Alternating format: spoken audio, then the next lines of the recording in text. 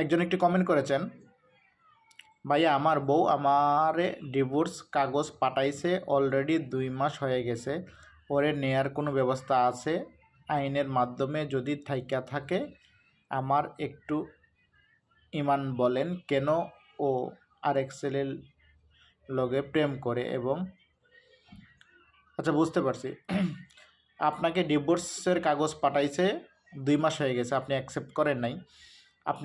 আপনার হাতে আর 1 মাস সময় আছে। 3 মাসের মধ্যে যদি আপনি সমঝোতা না করেন, ফিরিয়ে না নিয়ে আসেন, তাহলে ডিভোর্স কার্যকর হয়ে যাবে।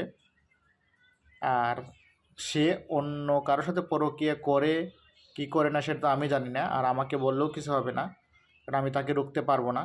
আপনি যদি তাকে নিয়ে আসেন এবং তাকে বোঝান, আশা করি সে ভালো হয়ে যেতেও পারে, আপনার সাথে সংসার করতে পারে। আশা করি আপনার উত্তরটি পেয়েছেন।